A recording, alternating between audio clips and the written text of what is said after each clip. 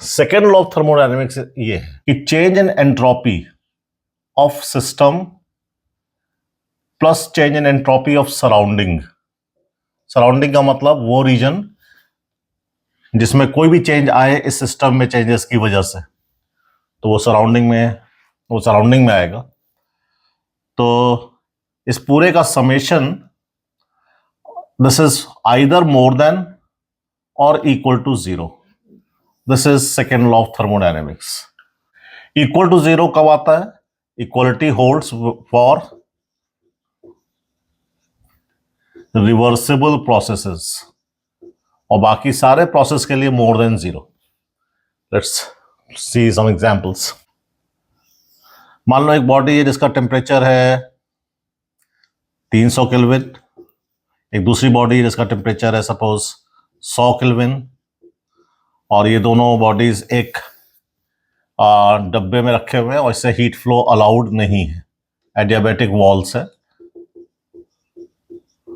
तो ये सिस्टम हुआ और सराउंडिंग कुछ भी नहीं है, सराउंडिंग इस डब्बे के बाहर कोई कनेक्शन नहीं है, और ये वैक्यूम है, डब्बे के अंदर वैक्यूम है। These two bodies are just placed in contact.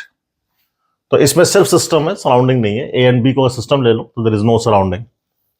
Okay, तो डेल्टा एस अगर निकाला जाए तो सपोज करो कि हीट कुछ इस तरफ जा रही है। For example suppose 10 joule heat गई, तो ए का जो डेल्टा एस आएगा, ए से हीट निकली है तो इसलिए माइनस, और कितनी निकली है 10, और ये हीट जो निकली है किस टेम्परेचर पे निकली है 300 और 300 के आसपास। तो मैं रफली 300 ही ले रहा हूं क्योंकि 10 जूल के निकलने से थोड़ा सा टेम्परेचर कम हो जाएगा। तो 300 और उस कम होने वाले टेम्परेचर का कुछ हमें एवरेज लेना चाहिए। तो मैं अभी समझा रहा हूं, मान लो 10 जूल से टेम्परेचर जरा सा चेंज हुआ है तो ऑलमोस्ट 300। इसका जो डेल्टा एस है बी का, वो है जो एनर्जी इसको हीट मिली अपॉन इसका अपना टेम्परेचर। तो ये जो पूरा रिजल्ट आ रहा है दिस इज पॉजिटिव। पॉजिटिव आ रहा है, इसका मतलब ये प्रोसेस हो पाएगा। तो हीट हाई टेम्परेचर से लो टेम्परेचर की तरफ फ्लो हो सकती है, नेचर में ऐसा पॉसिबल है। लेकिन उल्टा पॉसिबल नहीं है। उल्टे डायरेक्शन में अगर हीट को फ्लो कराओगे और फिर डेल्टा एस निकालोगे तो यही चीज नेगेटिव आएगी। फिर तो नेगेटिव आने का मतलब कि वो प्रोसेस पॉसिबल नहीं है। तो केवल नेचर में वही प्रोसेसेस पॉसिबल है जिनके लिए ये रिजल्ट करेक्ट हो।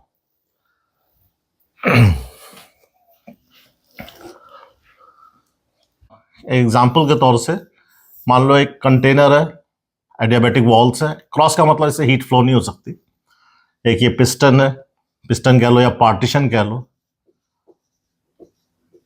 और यहां पर गैस फिल्ड है और टेम्परेचर T है, प्रेशर P है, वॉल्यूम V है।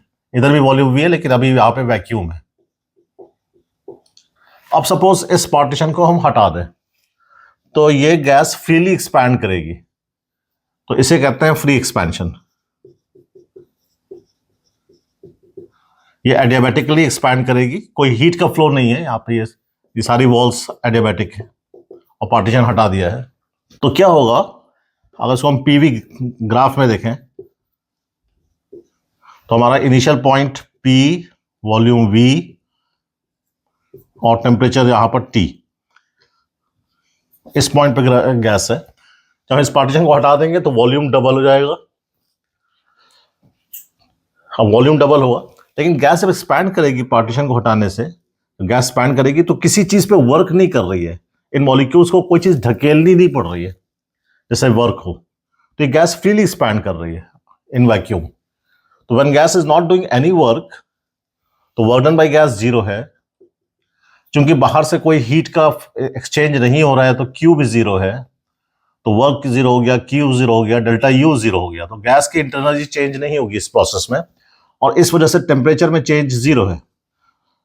तो फाइनली वो सेम टेम्परेचर पे ही रहेगी, वॉल्यूम डबल हो जाएगा, वॉल्यूम डबल हो जाएगा, टेम्परेचर वही रहेगा, इसलिए प्रेशर हाफ हो जाएगा। तो गैस इस पॉइंट पे पहुंचेगी फाइनली। तो हमें इस प्रोसेस में सिर्फ इनिशियल पॉइंट पता है, फाइनल पॉइंट पता है, बीच के बारे में कुछ नहीं पता है क्योंकि ये बहुत फास्ट प्रोसेस है। तो बीच के पॉइंट्स पर प्रेशर, वॉल्यूम, टेम्परेचर कुछ भी डिफाइंड नहीं है। तो ये कैसा प्रोसेस है? ये रिवर्सिबल प्रोसेस नहीं है, ये इरिवर्सिबल प्रोसेस है। तो अब इसमें अगर हमें एंट्रोपी का चेंज निकालना है कि इस प्रोसेस में कितनी एंट्रोपी चेंज होगी, तो हमें अपनी तरफ से कोई एक रिवर्सिबल प्रोसेस है इसको जोड़ दो। तो मैंने मान लिया कि सेम टेम्परेचर है तो एक आइसोथर्मल प्रोसेस है, इसको जोड़ दिया और इसमें निकालें कितना डेल्टा एस होगा। तो this is Q over T. तो इस प्रोसेस पे कितना क्यू जाएगा, जो हमने रिवर्सिबल प्रोसेस अपनी तरफ से इमेजिन किया है उसमें हमें मालूम है आइसोथर्मल प्रोसेस का जो क्यू होता है वार्डन के बराबर n R T log V final over V initial. तो इतना एंट्रोपी में चेंज आएगा। तो ये चेंज अब भी आएगा, भले ये बीच का प्रोसेस हमें नहीं पता है, तब भी हम इन दो पॉइंट्स के बीच में कहेंगे ये एंट्रोपी में चेंज है। अब रिवर्सिबल और इरिवर्सिबल में कहां अंतर है, देखो एंट्रोपी में चेंज तो वही आना है चाहे यहां पे रिवर्सिबल हो चाहे इरिवर्सिबल हो। अब एंट्रोपी में चेंज निकालो सिस्टम प्लस सराउंडिंग का। सिस्टम का तो डेल्टा एस वही रहना है चाहे कोई भी प्रोसेस यहां पे हो, चाहे रिवर्सिबल चाहे इरिवर्सिबल, तो ये तो वही रहना है। इस कॉम्बिनेशन को चेक करो तो delta S of system is n R log two, चाहे कोई सा भी प्रोसेस हो, इरिवर्सिबल इरिवर्सिबल कोई सा भी। सराउंडिंग, अब इसमें सराउंडिंग में कोई हीट गई नहीं है, ना हीट आई है, तो सराउंडिंग का डेल्टा एस 0 है and this is a positive quantity. Positive quantity होने का मतलब ये प्रोसेस होगा and this will be positive, मतलब स्पॉन्टेनियस होगा, अपने आप होगा ये प्रोसेस। ये अगर रिवर्सिबल होता तो क्या फर्क पड़ता, रिवर्सिबल होने का मतलब टेम्परेचर मेंटेन रख के इसको धीरे धीरे बहुत हल्के हल्के इसका वॉल्यूम बढ़ाते इनफाइनाइटेसिमली स्लोली। तो अगर किसी गैस का वॉल्यूम बढ़ाते जाना है और हम चाह रहे हैं कि टेम्परेचर चेंज ना हो, पार्टीशन को जब यहां से यहां लाएं तो जो गैस वर्क करेगी, तो गैस वर्क करेगी तो उतनी एनर्जी उसकी कम हो जाएगी, तो वो एनर्जी बाहर से देते रहना पड़ेगा जिससे वो एनर्जी कम ना होने पाए और उसका टेम्परेचर मेंटेन रहे।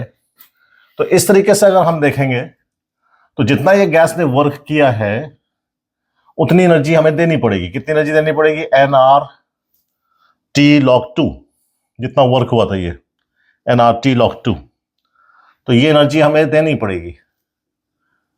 अगर ये धीरे धीरे प्रोसेस होगा तो बाहर से हमें ये एनर्जी देनी पड़ेगी जिससे कि गैस वर्क करे। अगर तो अब धीरे धीरे हम पिस्टन को मूव कर रहे हैं तो पिस्टन पे गैस वर्क कर रही है, तो जितना गैस वर्क करेगी उतनी एनर्जी देनी पड़ेगी, अदरवाइज उसका टेम्परेचर चेंज हो जाएगा।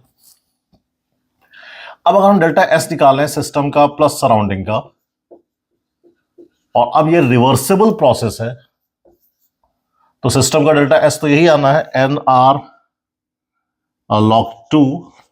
सराउंडिंग का डेल्टा है, अब चूंकि सराउंडिंग से हीट निकली है तो सराउंडिंग का जो एस है वो कम हो जाएगा। तो सराउंडिंग में अब सराउंडिंग का जो डी क्यू बाई टी का इंटीग्रेशन है, तो सराउंडिंग से हीट निकल रही है तो वो निगेटिव हो जाएगा और डी क्यू बाई टी की वैल्यू यही आएगी लेकिन निगेटिव में आएगी एंड दिस विल बी 0। तो ये इसलिए 0 आ रहा है क्योंकि ये रिवर्सिबल प्रोसेस है। तो रिवर्सिबल प्रोसेस में इस कॉम्बिनेशन की वैल्यू 0 आएगी, इरिवर्सिबल प्रोसेस में इस कॉम्बिनेशन की वैल्यू पॉजिटिव आएगी। केवल सिस्टम का डेल्टा एस सेम आएगा, तो डेल्टा एस सिस्टम का सिर्फ वो तो एंड पॉइंट्स पे डिपेंड करता है, बीच में कैसा प्रोसेस है, रिवर्सिबल इरिवर्सिबल चाहे कैसा भी, वो तो सेम आता है। ओके